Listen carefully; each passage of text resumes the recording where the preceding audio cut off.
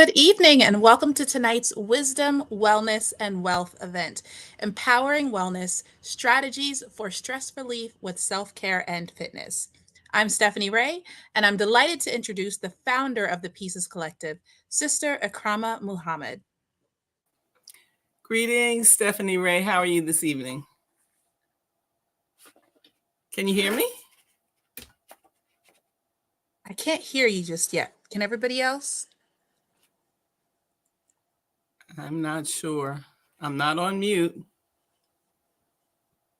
Okay. Camry said Okay, great. Good. Okay, great. Well, thank you, Stephanie Ray. And thanks to everybody who is here watching this evening for joining us for this important conversation, empowering wellness strategies for stress relief with self-care and fitness. These Wisdom, Wellness, and Wealth events are at the heart of TPC's mission, which is to help build thriving communities. And another important program that we're implementing in 2024 is Spread the Word. And this is a program that aims to promote reading, learning, and positive social growth through culturally and developmentally appropriate literacy programming for children and their caregivers. So I want you to take a minute and close your eyes, if you may, and think back a while and try to remember the first book that you read, or even the first time someone read a book to you. So for me, it was Bambi. And I remember that all the time, even though it was a little traumatic story to read to a little girl, but Bambi was the first book I remember reading or being read to. Reading has made such an impact on my life. I couldn't imagine what it would be like not to be able to read. Frederick Douglass said once you learn to read, you will forever be free. Sadly, we have a crisis in our community with our young children in public schools. Studies show that only 16% of Black fourth graders in public schools are able to read proficiently. And research indicates that if you're not reading proficiently by the time you're in third grade, you're not likely to catch up. The general numbers aren't much better, with only 33% of all public school fourth graders not being able to, 33% of all fourth graders being able to read proficiently. So this does not speak well for the future of our community. And there are many things we can discuss as to how did we get here, what do we have to do, but for now, here at the Pieces Collective, we want to take action. So what I'd like to briefly share with you tonight about is a way we can be part of the solution. TPC is working with Head Start programs and family child care centers in Maryland to provide home libraries for children. We're sponsoring a book drive and looking for new or gently used culturally relevant books for children up to 6 years of age. It's been shown that just by having the presence of books in the home, it increases the likelihood that a child will become an avid reader.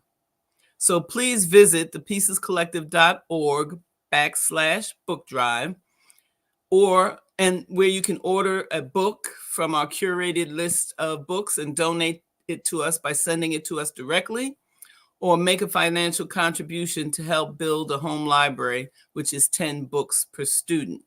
For a donation as small as $20, you can help us begin these home libraries. And if you're in the DMV area, please join us as we partner with the Reginald Lewis Museum for the African American Children's Book Fair Festival on Saturday, April 27th from 11 to 3 p.m. You can also bring a book there and donate it. While this is only a first step, it illustrates that this is a problem we can easily solve together. So please share this information with others. And one more thing, whether it's at home or whether it's in your community, please do your best to take 20 minutes a day to read to a child.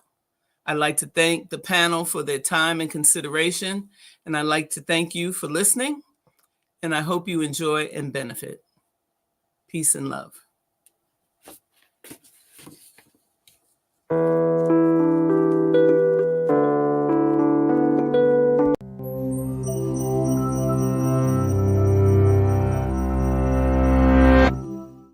sleeping restlessly, feeling irritable or moody, forgetting little things, and feeling overwhelmed and isolated? Don't worry, we've all been there. You're probably just stressed out. Stress isn't always a bad thing.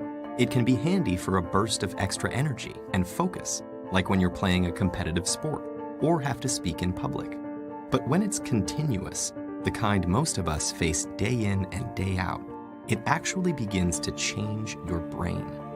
Chronic stress, like being overworked or having arguments at home, can affect brain size, its structure, and how it functions, right down to the level of your genes.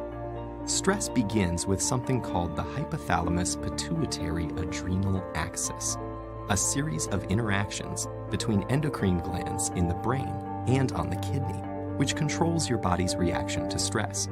When your brain detects a stressful situation, your HPA axis is instantly activated and releases a hormone called cortisol, which primes your body for instant action.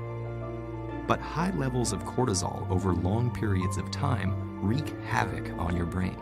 For example, chronic stress increases the activity level and number of neural connections in the amygdala, your brain's fear center.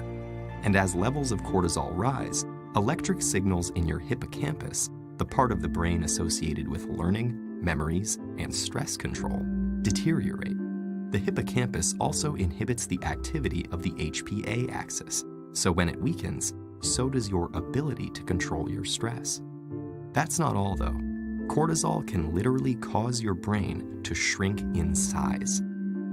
Too much of it results in the loss of synaptic connections between neurons and the shrinking of your prefrontal cortex, the part of your brain that regulates behaviors like concentration, decision-making, judgment, and social interaction. It also leads to fewer new brain cells being made in the hippocampus.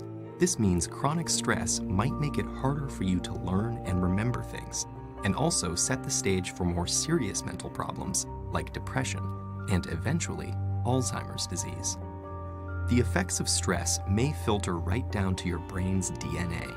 An experiment showed that the amount of nurturing a mother rat provides its newborn baby plays a part in determining how that baby responds to stress later in life. The pups of nurturing moms turned out less sensitive to stress because their brains developed more cortisol receptors, which stick to cortisol and dampen the stress response. The pups of negligent moms had the opposite outcome, and so became more sensitive to stress throughout life. These are considered epigenetic changes, meaning that they affect which genes are expressed without directly changing the genetic code. And these changes can be reversed if the moms are swapped. But there's a surprising result. The epigenetic changes caused by one single mother rat were passed down to many generations of rats after her. In other words, the results of these actions were inheritable. It's not all bad news though. There are many ways to reverse what cortisol does to your stressed brain. The most powerful weapons are exercise and meditation, which involves breathing deeply and being aware and focused on your surroundings. Both of these activities decrease your stress and increase the size of the hippocampus, thereby improving your memory. So don't feel defeated by the pressures of daily life. Get in control of your stress before it takes control of you.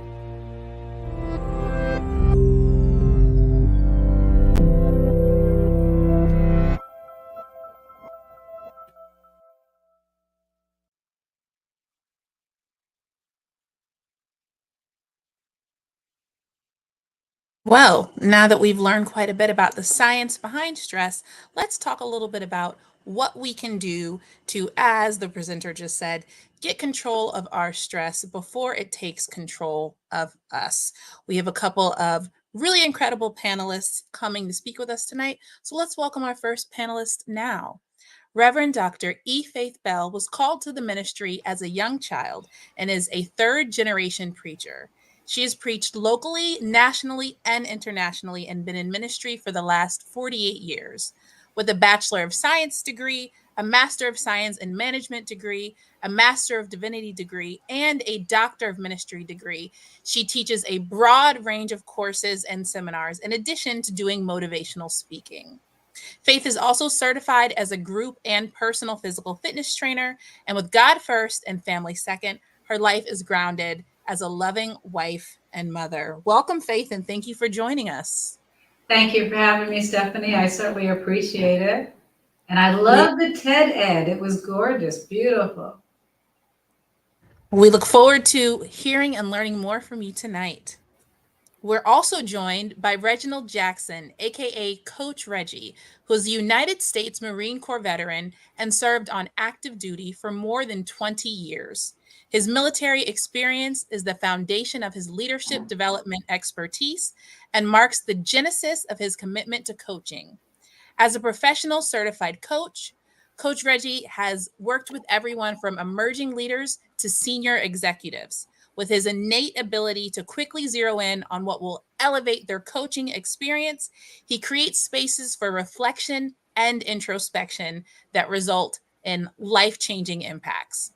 Along with earning a BS in computer information systems and an MBA with a focus on project management, he's currently pursuing a PhD in organizational and industrial psychology, specializing in evidence based coaching. Coach Reggie has authored articles and is also a sought after workshop facilitator, panelist, and keynote speaker. His podcast, It's Hard Because We Say It Is, focuses on overcoming adversity and understanding the power of choice. Welcome, Coach. Thank you. Thank you. And it's a pleasure to be here. Look forward to tonight. Yes, thank you for joining us. And finally, we are also joined by Will Myers Jr., who has been a certified personal trainer and licensed massage therapist for the last 18 years, currently living in St. Petersburg, Florida. Will specializes in helping busy professionals achieve optimal health without spending hours in the gym or struggling with diet. While most of his career was spent working with people in person, the pandemic challenged Will to build an online presence and a digital transformation product to offer on a larger scale. As the saying goes, the higher the risk, the higher the reward. Through the challenges of starting a new venture, Will was able to clear the hurdles to create not only a successful online product, but also expand his reach nationally. These days, Will has replaced himself with new and upcoming fitness professionals, now offering a teaching and coaching role to his team. While his team helps spread his program to more people, Will's most recent venture was to open his own marketing and advertising company. And he's currently working with 5 businesses of varying services to help maximize their marketing sales. Thank you for joining us, Will. Thank you for having me. Happy to be here. So we got a little bit of an intro in the video we just saw, but I would love to hear from the 3 of you.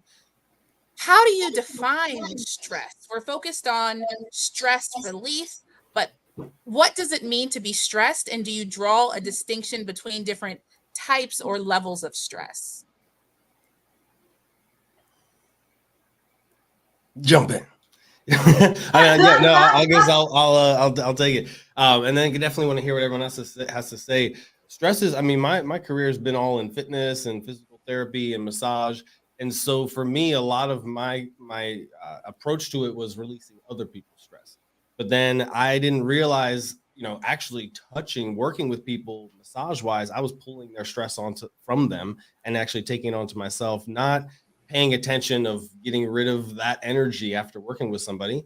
And I realized it's just the same without even touching people, because we're such nonverbal creatures. We don't realize how much we communicate nonverbally.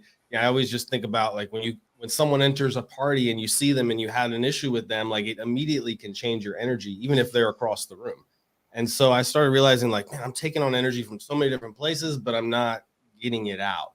And so when I started focusing on that, I started realizing like, wow, I'm really not paying attention to how I'm using my time when it comes to making sure my own mental health is in check, because how can I then help somebody else? And it's kind of like the joke, like therapists, are crazy themselves or whatever. And it's because we don't, a lot of times we don't think that we need some help to talk to somebody as well, even as a professional. So for me, it's like, just even little things, stopping at a stoplight and just taking the time to remove myself from the current situation. There's stuff I could complain about all day, but it reiterates it and it just makes it true, even truer. I don't know if anybody's heard of The Secret, the movie, the book, The Secret. We literally speak things into existence. So just by complaining about the things that are causing problems, really just make them stronger. And so I had to learn, like, man, like stress is coming from all different places, and I'm just not being conscious, or I'm ignorant to what they're actually doing to me because I wasn't paying attention enough. And so, yeah, I can't answer the question. It's like my whole career was releasing other people's stress. And then when I started realizing that it was actually stressing me out and I wasn't getting it out, once I started doing that, I started finding freedom in my space and my time. Thank you. I love that. Any other thoughts on what it means to have stress, to be stressed, or how you might assess different types or levels of stress? I Ladies see you, first. Coach. I'll yield to you. Go ahead. So Stephanie, the first part of your question was regarding different types of stress. So, and I believe it was said in the video, some stress is good. So stress in itself is not bad. The impact of the stress and how we internalize the stress is what makes the difference. So for people, public speaking was one of the things the presenter mentioned. For some people, public speaking, for me, it's exhilarating. It is a stress, but I love that. For other people, it can be debilitating. And again, that going back to the video, what happens in the brain is what makes all the difference. So, Will had mentioned taking on other people's stress. So I am of the belief that energy can neither be created nor destroyed, only transferred. So as we receive energy or stress, it's then up to us to be mindful, because we're talking about mindfulness tonight, of what is that doing to me, as opposed to just internalizing it and allowing it to swirl. Really understanding, what is this stress? How am I responding to it? What am I associating it with? One of the things I talk to my clients about where stress is concerned is, what benefit is this to you? So if you find no benefit to it, it doesn't make sense to hold on to it. And so once you are trained, whether it's through working with someone else or mindfulness practices on your own, once you become more aware of what is actually affecting you, you can then make the choice as to what to do about it. I love that tool that you've just given us, asking the question of, how does this benefit me? Does this benefit me? And really assessing, is this a stress that is helping to push me into accomplishing something positive, or is it just feeling heavy and negative? Faith, did you have things that you wanted to add on this question? Which is, and I was going to use the same example, which is a push-pull. So with both of my colleagues talking about an energy force, it's whether or not it is going to pull you in a direction or push you in a direction negatively or positively, as everyone has said. And so recognizing you have X amount of energy force that is going to be a benefit of you. When you find something that is so heavy, that stress becomes something so heavy that you've got to figure out an outlet one way or the other. And so the pressure becomes so much that it then minimizes, or then it's going to exceed to push you somewhere that is positive for you. And everyone has to recognize where that level is. And so think of yourself as having your energy level be, and I do this with my students or my clients, realizing that you can be here and you're normal, you're feeling very at ease. Once you get that pressure on you where that ease now becomes combative, that's when you know that you're coming into a stress situation. And whether or not that stress is going to be something that you can use, as Reginald and Will have said, to benefit you or not, is where you have a decision to make. And you got to make that decision pretty quickly, or else it becomes debilitating. And Faith, please. I was just gonna add, like, I love, you're making me think of, like, the only thing that can carve a diamond is a diamond. And also, I'm thinking of Denzel, in his quote to a graduation where he was saying, you know, like the greatest threat to success is comfort and ease. And we really don't actually see what our stripes are until we're stressed. So like I love hearing Reginald say, it's like there's good and bad.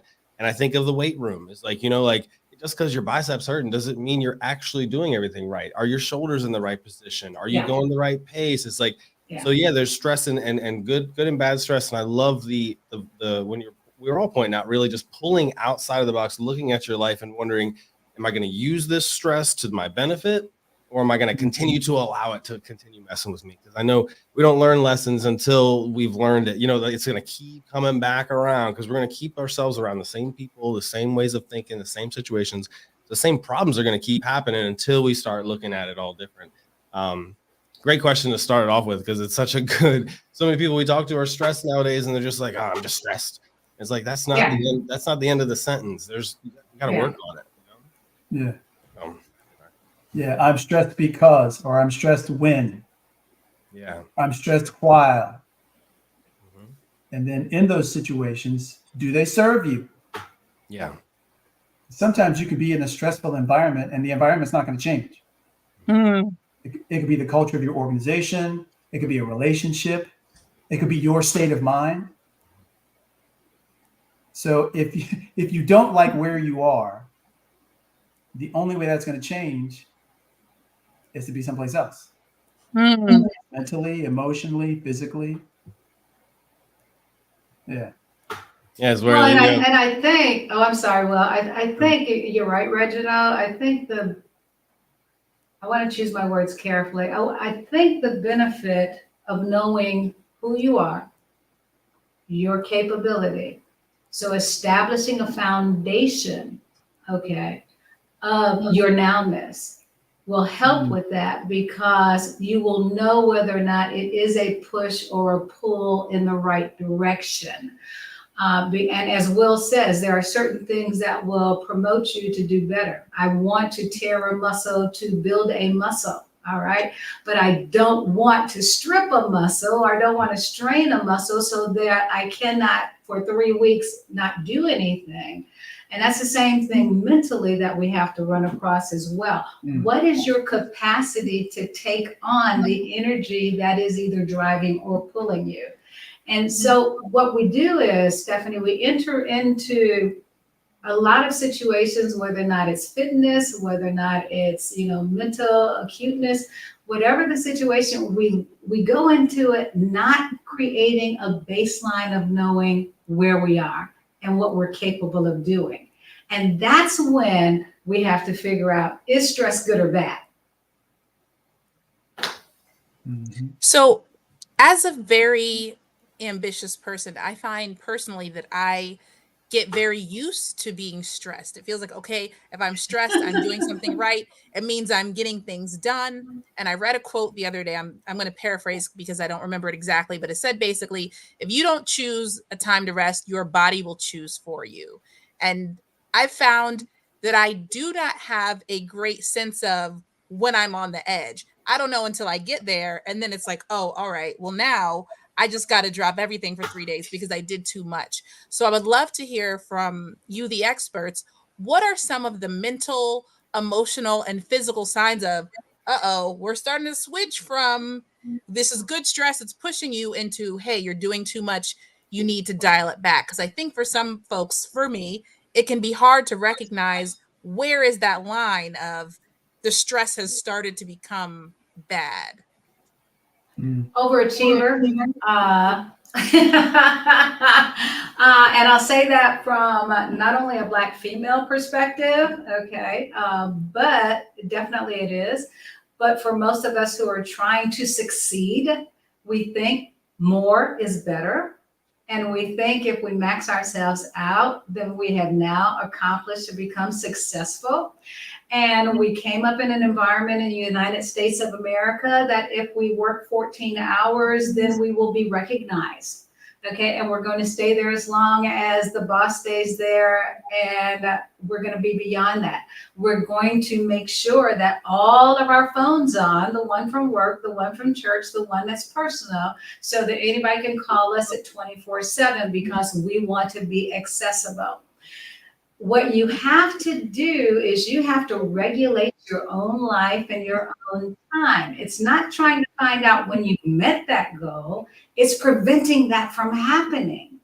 All right. And so you have to set aside that time, that effort, and you have to say to yourself, no, it doesn't take me being accessible 24/7.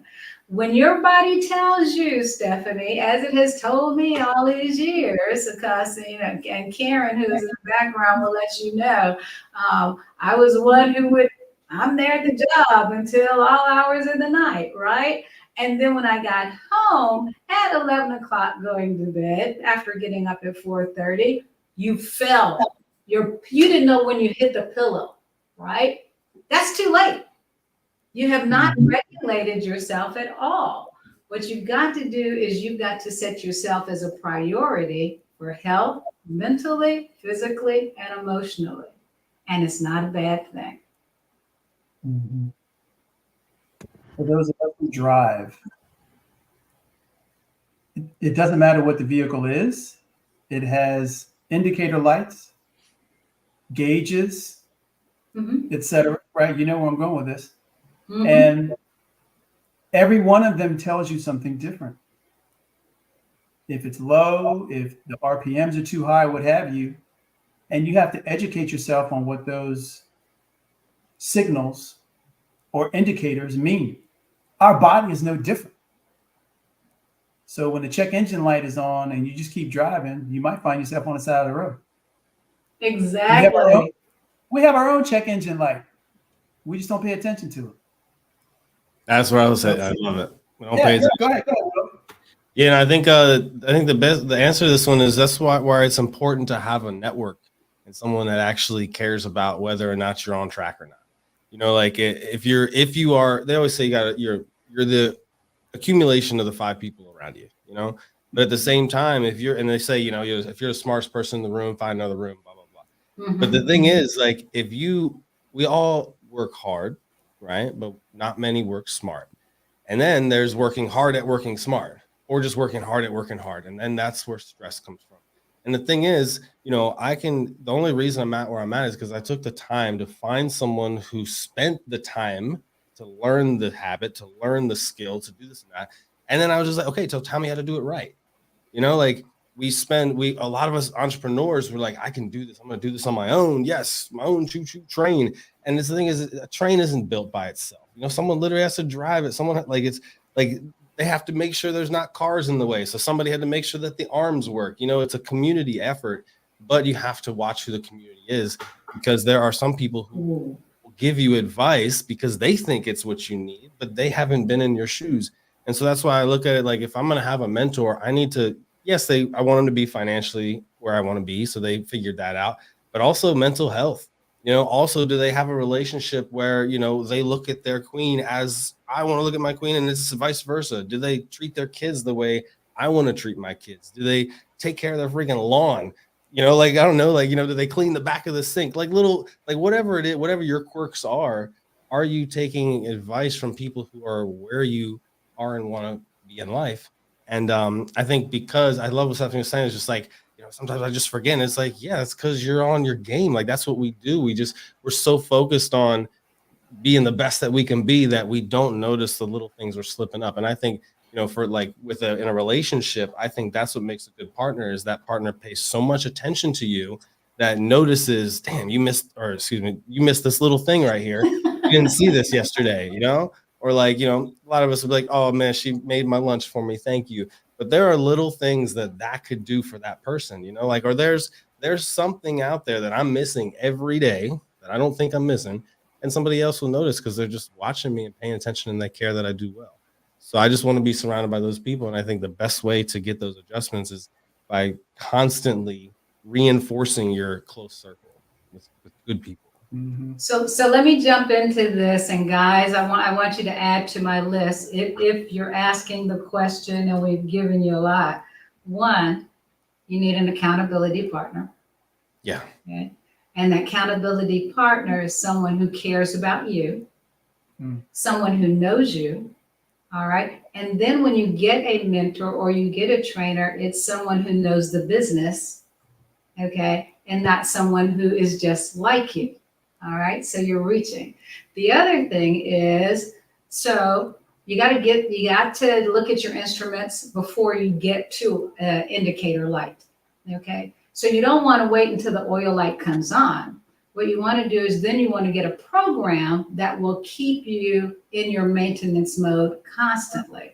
Now, how do you, so that's a couple of things. One, then you got to know yourself. All right. And then when you set that goal for yourself, then you got to stay par on course, and having accountability and a trainer does that for you or helps you with that.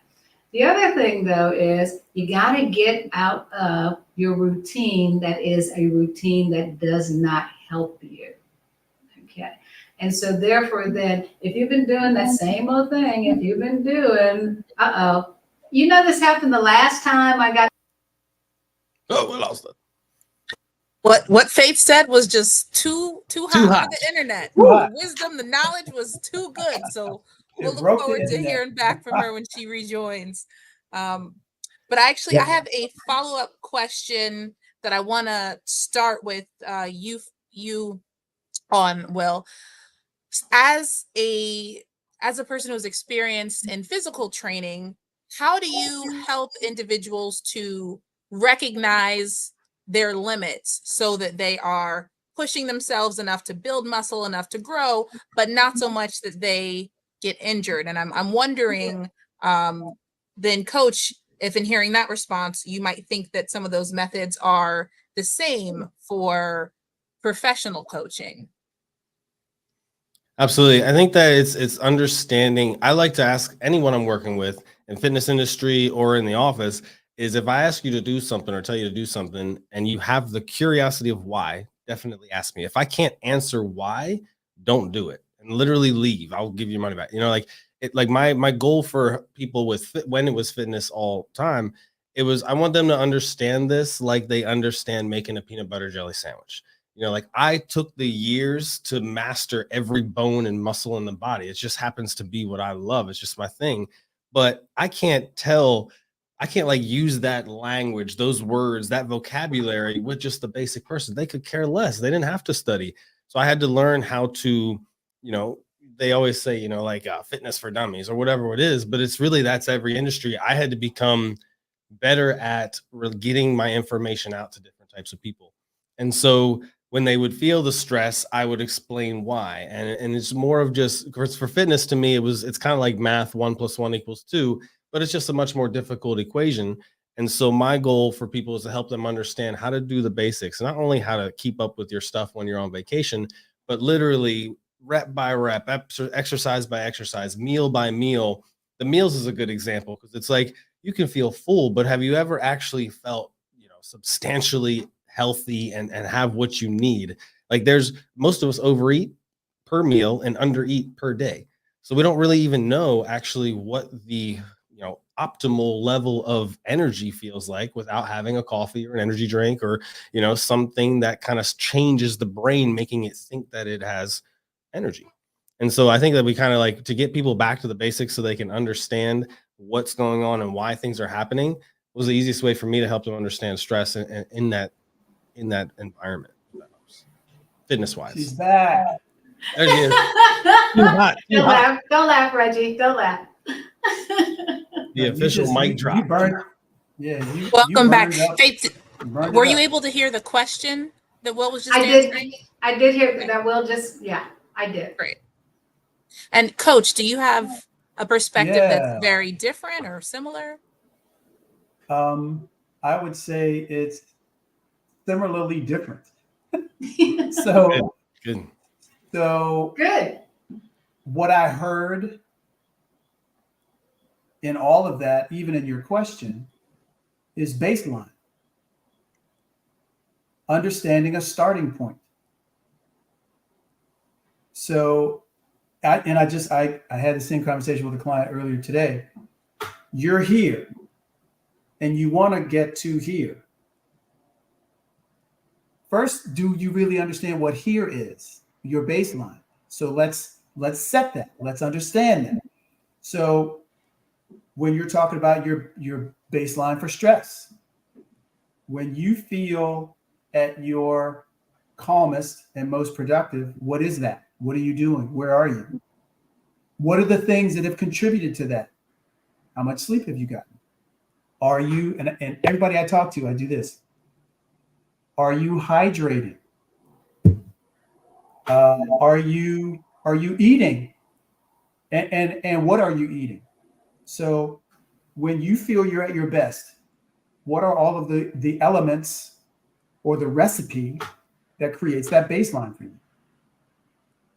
And then conversely, when you feel most stressed or most out of it, what has occurred? So you pay attention to that spectrum, your baseline and your threshold, and operating in between them. But remembering what your baseline is so you can always go back to that feeling or that sense of being. Intentionality is another thing that I hear in the midst of this conversation, and that's being aware. You can't operate in a state of wellness without being aware of what wellness is and being intentional about maintaining that, or at least understanding when you move past that. So I'm holding on to what you just said, Coach, about recognizing the bad habits that lead us into negative stress, developing better habits, sleeping better, drinking water that will help to lessen stress. But how can we do that? What are some things we can do to help us eliminate those bad habits that will lead to negative stress and incorporate the good ones that are going to help us to lessen our stress? I'm going to answer that briefly, and then I'm going to toss it to my colleagues. Some people spend so much time watching, understanding, gathering information, intelligence about somebody else. Oh, you got to watch so and so because they this, that, and the other thing. And have absolutely no idea what's happening with them because they're so focused on somebody else. And that's the intentionality piece.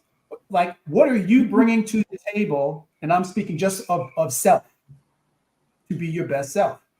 But if you're always focused on, or if you're primarily focused on someone else or something else, you're always going to miss the boat. I think self-reflection is so important with that.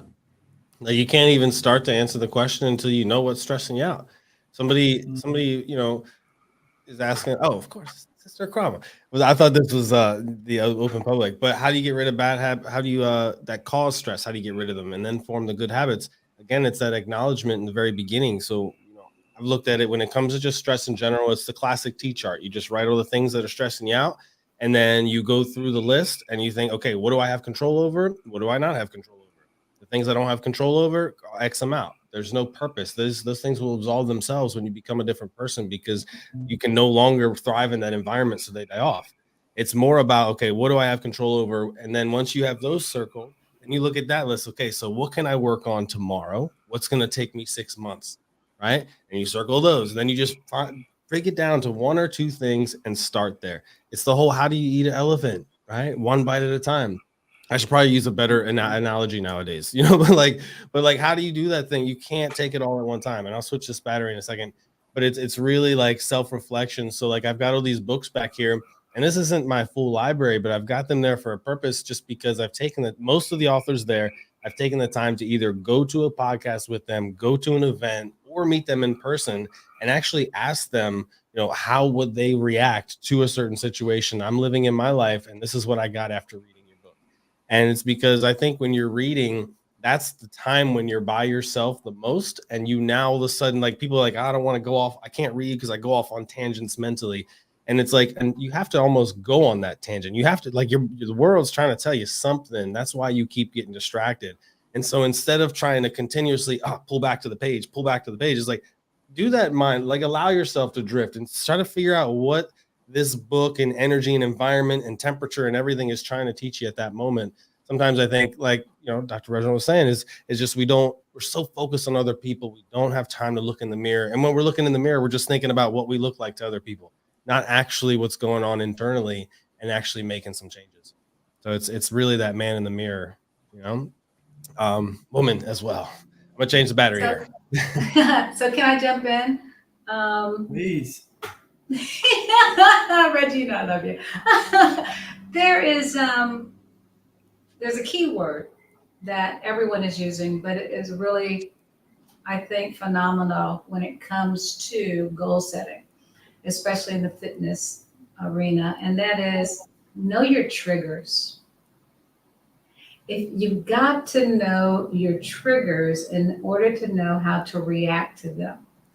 So in doing so, there's a couple of things, and my colleagues have gone through the spectrum, and I love it dearly, is stop competing with anyone other than yourself. Our problem is that you're right. We're looking at everything around us, and take a look at, accept where you are, know where you are, know that I'm 20 pounds overweight, know that I can only lift 5 pounds. Be okay with that because that's your now. Know that your goal is this. Pace yourself. So if you're going to compete with yourself, then what you're going to do is you're going to get to that in the timeline for you, not for someone else. And therefore, then you are not going to become so despondent because you're not working as fast as anyone else. There was a certain thing that I used to do when I used to go to the gym religiously, and that was I love to get on the treadmill. But I always had upbeat music, right? So I'm up there, I'm going to the music, right? And people thought I was really competing with the persons next to me. And then I would sometimes see people fall out next to me when I'm blind in one eye. So I don't really care what you're doing over here anyway, right? But they were competing with my upbeatness, and my energy was nothing like their energy. And so here they were passing out, falling out. And then I had to stop doing what I'm doing, of course, because I'm a trainer, and say, okay, you just need to calm down. But I was only competing with me, and people would come up and they would say, so what are you listening to that makes you do that? Okay, but that's me. My level is not going to be someone else's level. So therefore, then know where you are, know what triggers you that keeps you from doing that. Okay, what ticks you off that keeps you from doing that? If you know darn well you love chocolate to the point that you have to have a whole chocolate bar before you go to bed, then you know that's a trigger. Don't have it there. All right, and then set your goal so that you can meet your goals yourself and not somebody else's goal. So I can, go ahead. Lisa, we had a similar conversation the last panel I was on, and it was the conversation about motivation. How do I stay motivated? How do I get motivated? Motivation is overrated. It's discipline. That's right. Because the motivation Comes and is goes. temporary. Yeah. Yeah. You may not feel like working out. You may not feel like getting up. You may, want that chocolate bar. Now, I'm not going to get into the power of the brain and, hormones that are released and the dopamine, and that's another conversation. But the reality is, if you know that's your weakness, know yourself, and either don't have it or don't have it. So, and doing that, sorry, Will, if you were going to jump in, because I see a couple of chats going on. One of the big things, what's the best way to establish discipline? Enjoy what you do. That is one significant way. Okay, because the mind is going to play tricks on you. There's no way around that, guys. I'm sorry. I mean, you get up at 4:30 in the morning to work out, but you oversleep one day and then you kill yourself because I haven't met my goal.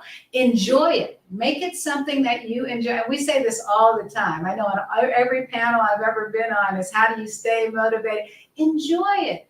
If you only like a certain exercise, go for it. Do it while you enjoy it. Just make sure it's not something that's going to kill you. But then how can you distinguish whether or not it's fear or going into something new? You're going to have to try new things. Don't be afraid of it. Okay. And that's where that expertise comes in. Trust someone that's going to help you. Because if you do get into something that's new and then you pull something or you break something, then of course you're not going to go back to it. It's going to be that fear, right? But enjoy it. Look for something that is going to release your stress. And I told y'all on the last panel, I hated yoga, right? Because I'm an aerobics person. I love fast-paced stuff. I like to burn. I like to build. So every time I did yoga, when I got to that last 20 minutes where they told me to sit still, it was like, heck no, I ain't doing that. Do you want me to stay still? Case in point, I had to take a day the other day, and I was going to get a facial. Okay? When I went there, they told me it was going to be 3 hours. I said, you must be out your mind to think I got 3 hours to sit still while you just work on my, no, it ain't going to work that way, But it was one of the better experiences that I had because it was new. It's something I didn't want to do, and I had to force myself to relax. So don't be afraid of the new adventure, but make sure I was in the hands of someone who knew what they were doing. 3 hour facial. Wow. I know, right? I better get some of those cucumbers. Bad will? No. Man, right. Set me up. I just want to experience that. I was gonna say, the discipline parts. In fact, you said earlier, accountability partner. You gotta. When I was training everybody, would be like, if you don't believe in yourself, you're just gonna have to believe in me because I know you can do it. So forget about believing in yourself right now because that's not working. You're gonna have to believe that I know what I'm doing, that I actually showed up here because I know how to help you get down this path a little bit quicker and a little bit more efficiently than you're doing yourself. And we gotta sit there and sometimes think is like, if I was doing it right, it would be figured out. So if you don't got to figure it out, just look yourself in the mirror and be like, damn, I don't know what I'm doing. I got to ask for help. Yeah. And so, that's where the accountability partner comes in. And sometimes the accountability partner needs the help just as much as you. So technically it's the blind leading the blind. So you didn't actually do the research yet enough to find someone that can help you get out. Maybe you found someone that's in there with, and yes, you two should band together. Absolutely. But that doesn't mean you've yet found the proper path. There's somebody else who walked down that path you're on, realized it was wrong, turned around and went to the other way. You just got to catch them and say, hey, should I do that right or left? I know you did it. You spent 20 years learning this one thing. What's 3 things that I can do that would save me 20 years? Good point. You know what I like about that, Will, is some people will, and don't get me wrong, because it depends upon your goal. And I'm sorry, Reginald, if I cut you off. Mm-hmm. But some people will spend 20 years in one spot. But guess what?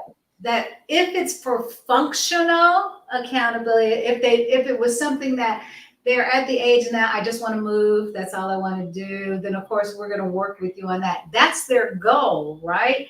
But if you're spending 20 years on something because you don't want to go from 3 pounds to 5 pounds, okay, because of the fear of it, then let's find out what that fear is. And that is what that's our job. Our job is to find out, so why are you so fearful of 5 pounds? Well, it's because I lifted up something one time and it was, so our job is to bring that out of you so you know why that fear is. Mm-hmm. Good point. I love that point. Yeah, and the fear is, there's a range of fear. There's like a great fear and just a little fear, but both of them represent some type of resistance. Mm-hmm. Mm-hmm. And I learned this in my coach training years ago. Once you identify what you resist, then create a structure sufficient to your resistance. Great. Yeah. So, for example, I have difficulty, with 5 pounds. Okay. What is the difficulty? To Will's point, in exercise, it could be poor form. Mm-hmm. It could be inefficient nutrition. Mm-hmm. So working with that expert, or at least the person who's where you want to be, they can help point out some things and then create a structure that is sufficient to your resistance so you're able to move past it. The other thing is being honest with ourselves. I have trouble getting up at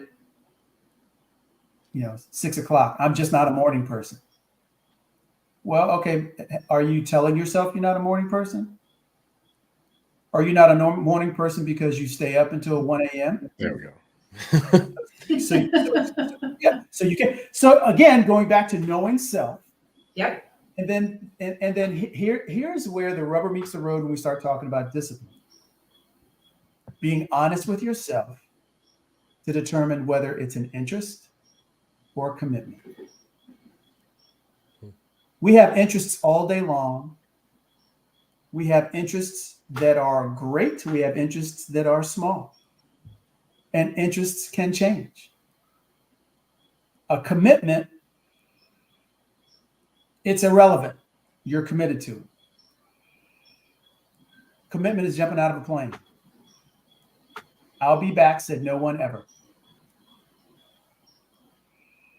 Commitment is entering into a relationship with someone else where you say, I am going to be in this with you for the long haul. And we're going to do whatever it takes, whatever we need to do to make this work. Now, some of us fool ourselves into thinking we're committed when it's actually an interest, because we haven't done the self-reflection to really ask ourselves which one this is for us.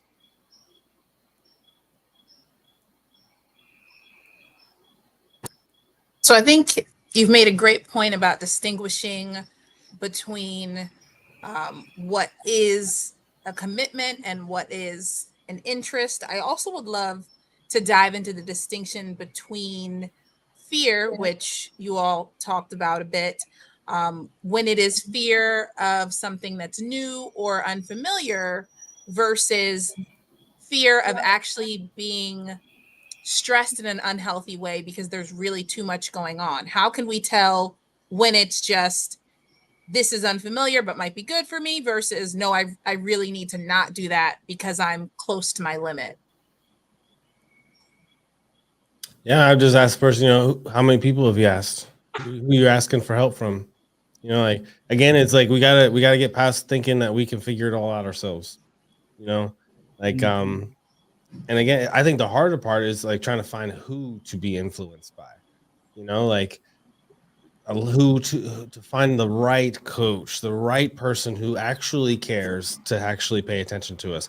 I don't, I'm not saying anything against therapy or anything, but like just with the way my mind works is like, oh, well, you need me to be here so you can pay your bills next month. Like I'm thinking like, is this person here because they care about me or just knocking out a session? I one of 5 today, so for me, it's like, I can't answer that question that you asked for myself until I've, literally allowed myself to be coached. Sometimes we just don't allow ourselves to, we can even find the right teacher. But what's to say? It's like, when the student is ready, the teacher appears.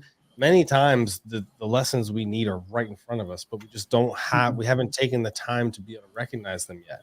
And so a lot of times also the answers to our prayers is right there. And we realize like, man, I was in control this whole time. I'm causing my problems. Like it's just, we at some point have to become responsible. Like we are responsible for our failures, but we're also responsible for our successes. But how are we going to recognize that those are failures? Like we may in my mind think like, man, I really did horrible at that. I failed at that.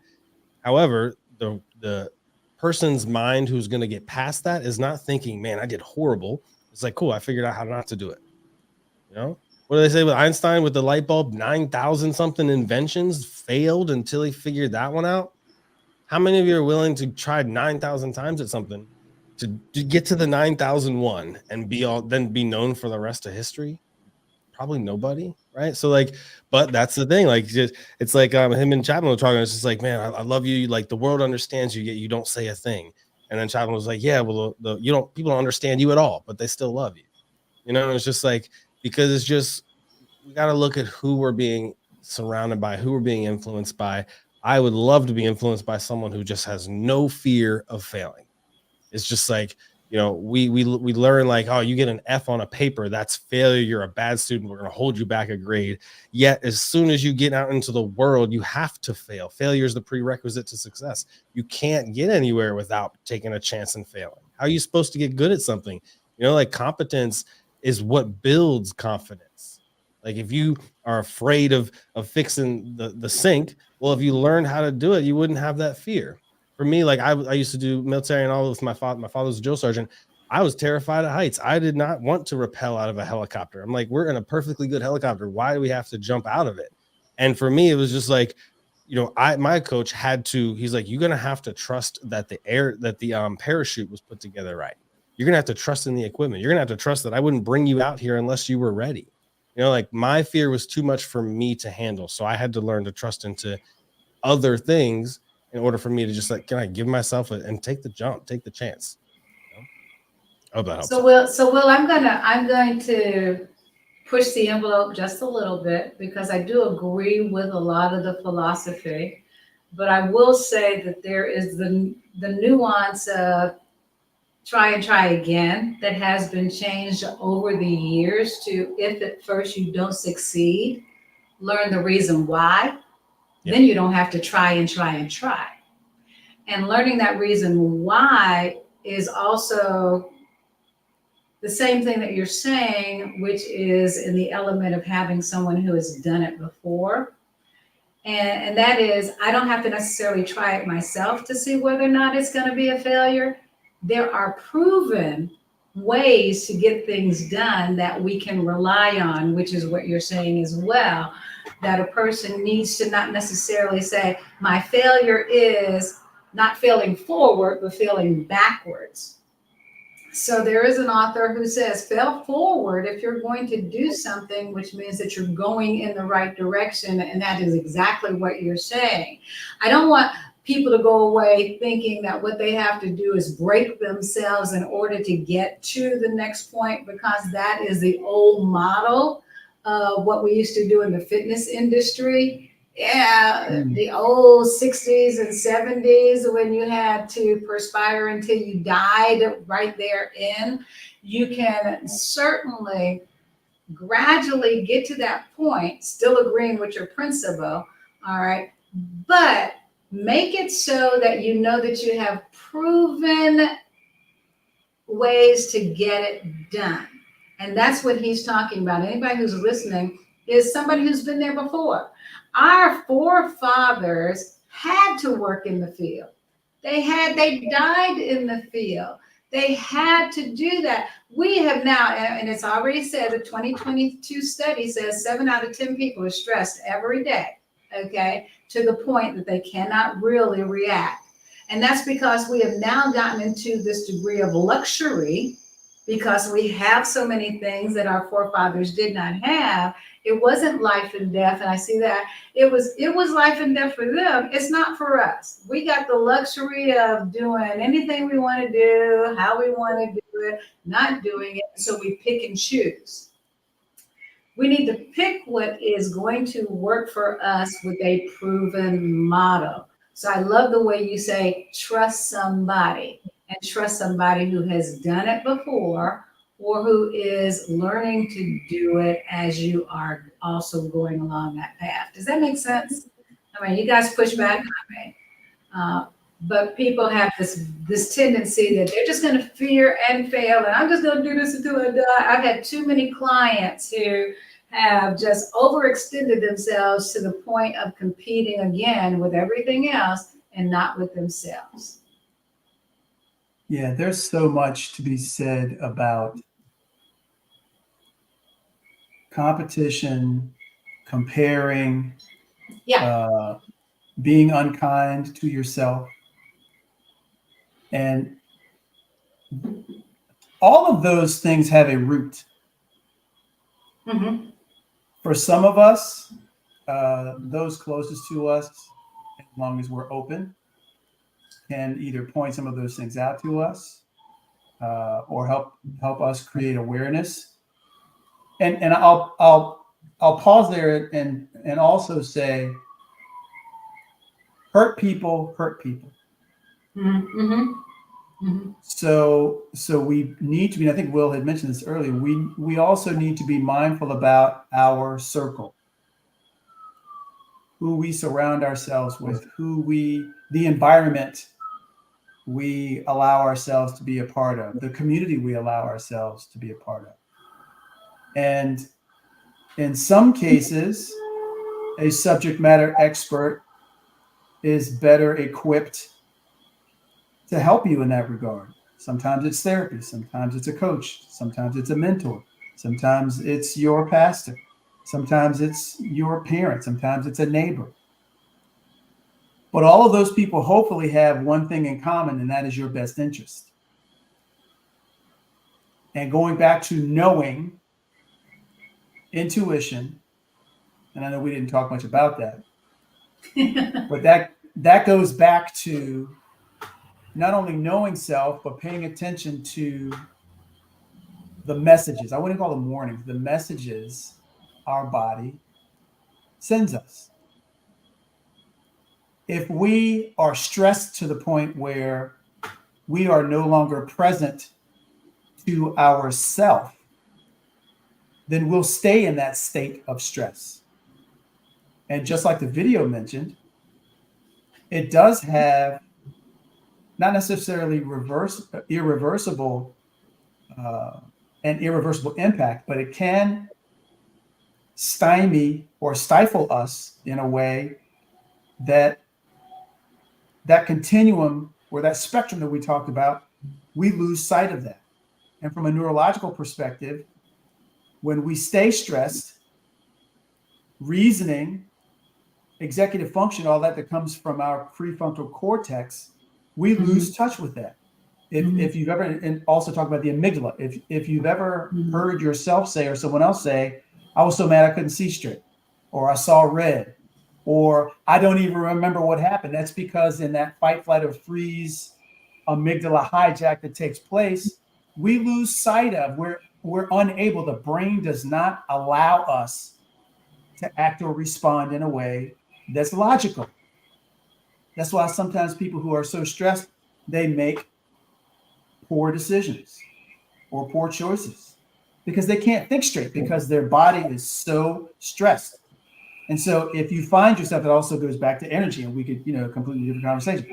If you find yourself making these poor choices with people that don't support you and you can't ever seem to catch a break, I guarantee you, it comes down to your environment, not being in touch with self, and being so stressed you can't think straight. Yeah, but Reggie, my friend, my buddy, my pal, my cohort, I'm on a job that I'm stressed. I'm just using me as an example, or anybody as an example. Okay, so you can answer me. And I'm on a job that stresses me out, 8 hours of the day, and there's no way around it. I'm required to do that, right? Why? And I've got to ride home in the DMV. Yeah, Will, and and I don't like driving.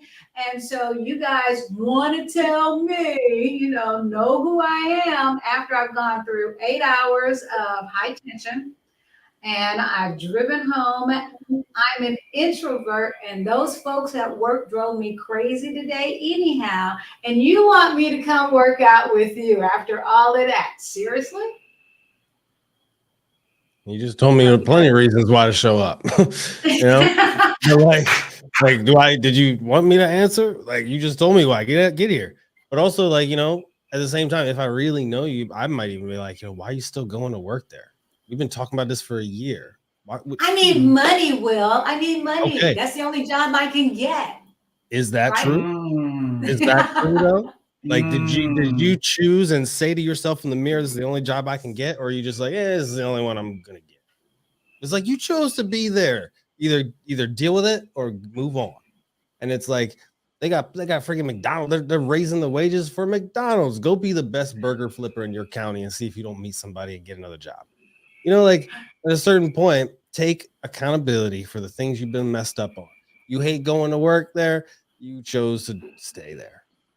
Or knowing the alternatives. You're absolutely right. Absolutely, yeah. Be open to we get stuck on being the senior executive someplace, and that is because society has told us that's what we have to do to be successful. And that's that piece of knowing who I am, okay, and what I love to do. But the difference is, gentlemen, and again, here I am playing devil's advocate, but I'm a teacher and I'm not getting paid what that senior executive is being paid, but I'd be doggone if I ain't going through much more hell in the school, with y'all's children that y'all don't want to raise at home, right? And then I got to grade papers. I got to have conferences and I still don't have time for myself. And Will, you told me to find another job. I would, because I would tell you that I think the two most precious commodities out there are time and money. And if you can't figure them out, you got to go get help. Like, let's be real. Like, are there other places you could work? Yeah, it's cool, whatever. But you just spent 8 hours of your life you will never get back not enjoying it. And you're going to do it again next week until you make a change. And it's like, there's going to be you can figure it out. Has anyone ever had to live paycheck to paycheck? Anyone ever had to figure out how to raise kids having no money coming in? Yes, people figured it out. They had something to complain about, but it's like, there was I think of single mothers, that I've worked with in the past. It's just like, that's a tough situation. It's not your fault, but it's your responsibility to figure it out. And so many have taught their daughters that, I made this thing happen for you. And that's such a good example. It's just like, there wasn't a bone of failure, there wasn't a bone of quit. There was failure, yes, but it was like, I'm just not giving up. You can throw that pain on me as much as you want. I'm not giving up. And that's just what, they get that the quote from Rocky and all that stuff. Is just like, that's why that still resonates today. It's not how hard you get hit. It's literally how many times you're going to keep getting back up. And I look at those. I think teachers are so undervalued here, and like but the thing is, though, it's also a community. It's like a known fact. We all know teachers don't make a lot of money. We all know we need teachers. So like, but we got to understand is like, either you're going to play you're either going to play checkers and move one block at a time, or you're going to start to learn how to play chess with the people who were playing chess as literally a chess piece.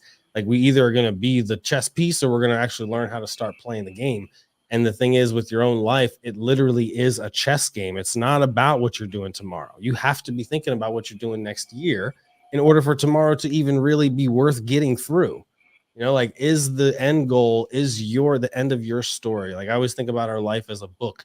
If I was trying to write a book of a hero, I would want the majority of that book to be horrible, like tough, failure, struggles, lashes, just horrible, because I know the end of my book, that last chapter is going to be sick. It's going to be great. Like, it's going to be a hero.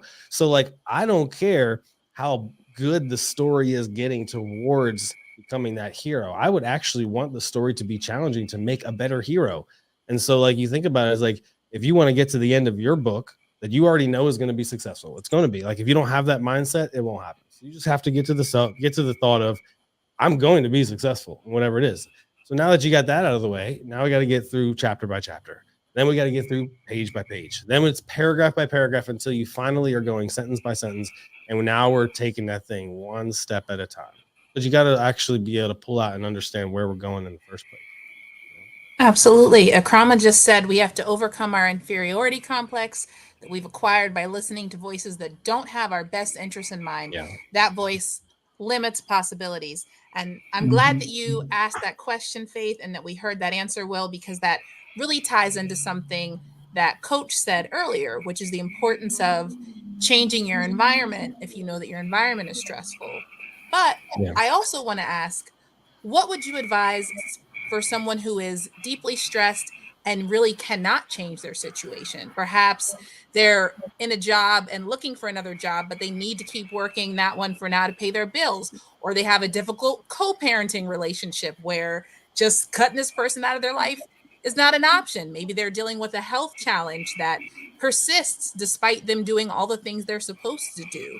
So, how can someone decrease negative stress when they are the only thing in the situation that they have control of? Would you recommend journaling or meditation, or what other individual self-care tools would you suggest? So Will said something earlier about a list of things you control, a list of things you don't control. I would assert the list of things you do control is extremely short. Mhm. We control 3 things: me, myself, and I. That's it. That's it. Also, and I'm going to say we is in the universal we. All too often, we want quick answers or finite solutions.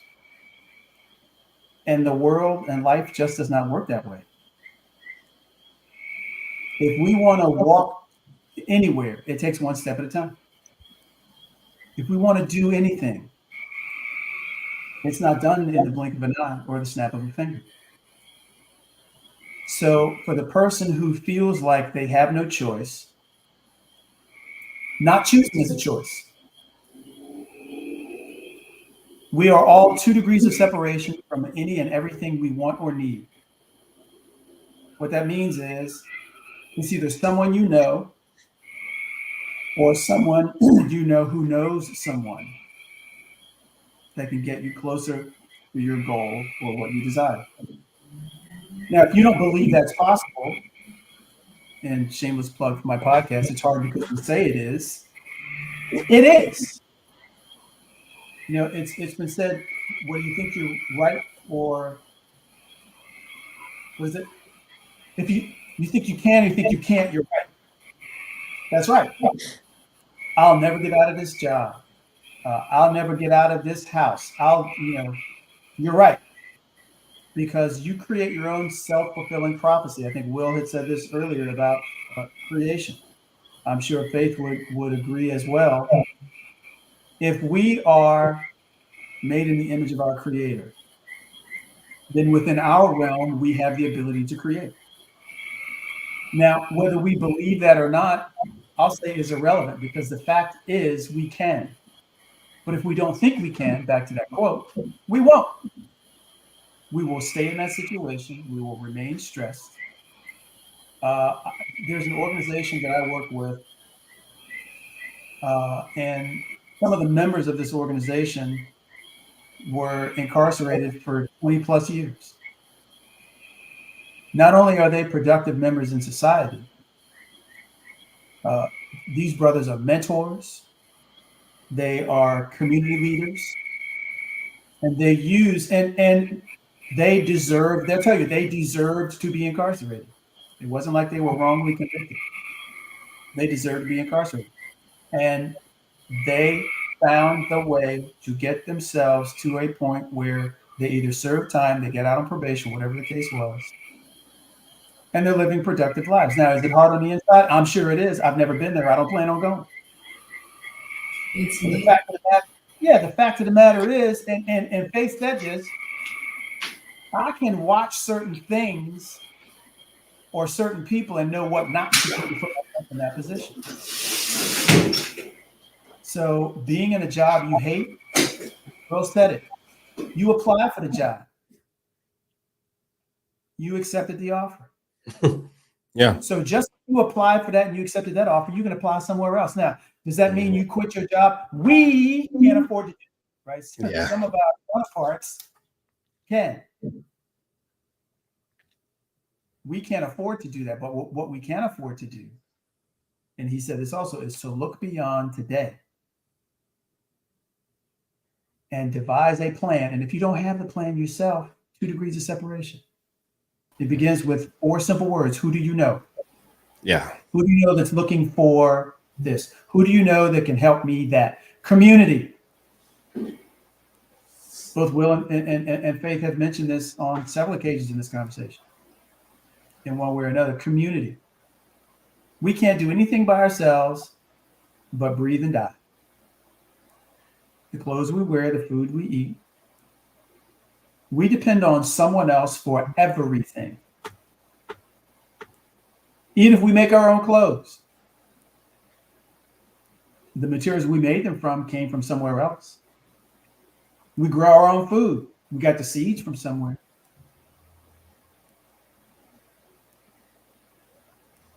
So I want to, and I know our time is running out, but I've got to put on my doctoral hat. And there has to be a faith in something. So unapologetically, from my perspective into the faith community, no matter what your faith is, there's also that reaching out beyond ourselves. Because that is the nature of our creation, right? But also I agree with you, but faith without works is dead. So the planning process is saying, to get to that point, here are the things I need to do. And so A, B, and C will equal D, but we are surrounded by a cloud of witnesses as well. So when I reach back, when we talk about reflection, and I'll leave on this point, my reflection is this. There were folks before me who made it. They went through hell and high water to get me where I am now. There are folks in front of me who will need me to be just as strong as my legacy.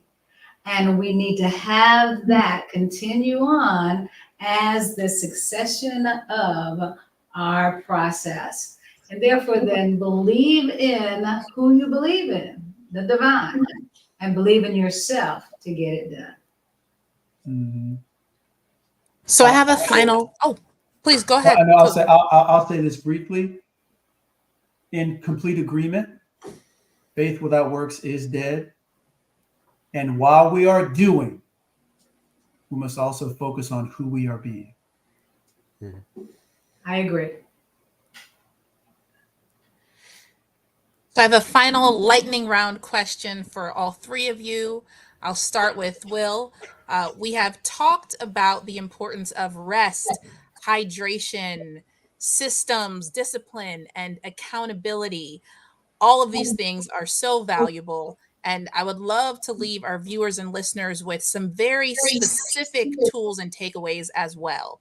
So if you could tell a new client, start doing these 2 or 3 things tomorrow, and it's going to improve your life and lower your stress, whether it's drink 48 ounces of water, walk for 30 minutes, sleep for 8 hours, journal 2 pages. What 2 or 3 very specific methodologies or techniques would you recommend that people can take away from this conversation tonight?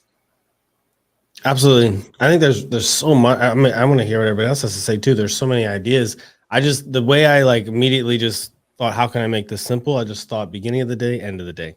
And so what I would say is, in the beginning of the day, first thing I want you to do is pay attention to what information you've got going in within the first hour of the day. You know, are you grabbing that phone and scrolling down Facebook and Instagram and TikTok, or are you sitting in the sun drinking coffee? Or are you going on a walk listening to a podcast? Or are you talking with your accountability coach because you said, hey, we're going to get up at 7 a.m. every day this week and we're going to talk for 15 minutes? Whatever it is, what information is influencing the rest of your day as soon as you wake up? And then second would be, let's go ahead and fast forward through the entire day. You're ready to go to bed. You know, it's very hard for people to wake up in the morning and tell you what they dreamt about, right?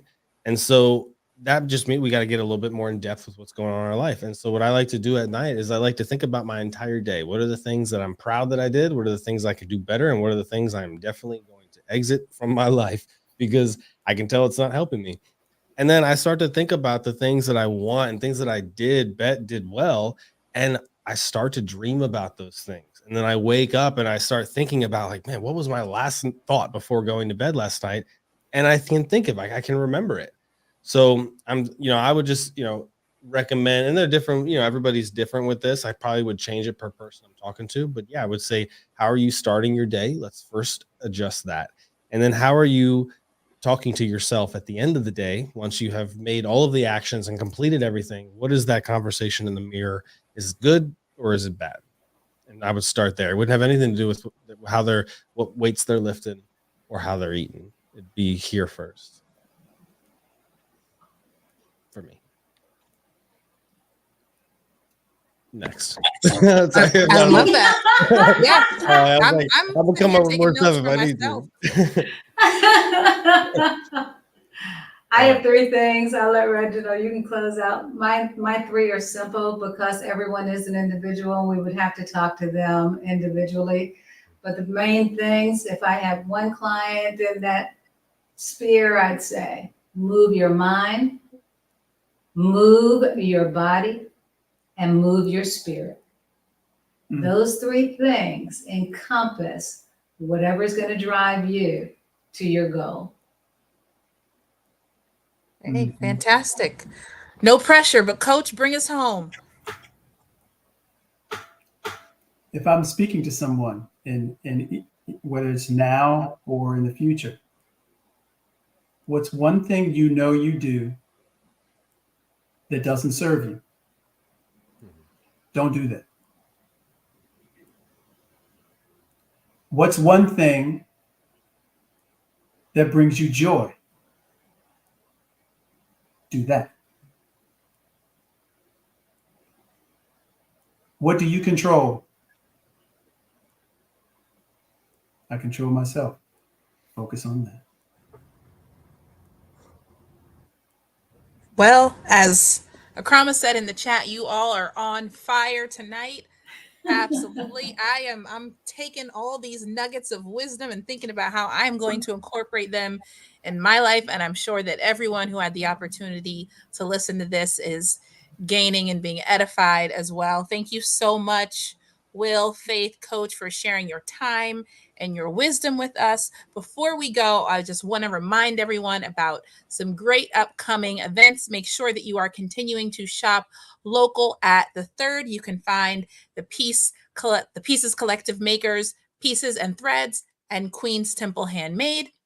There's also 2 fantastic events happening on Saturday, April 27th from 11 to 3 at the Reginald F. Lewis Museum is the African American Children's Book Fair Festival.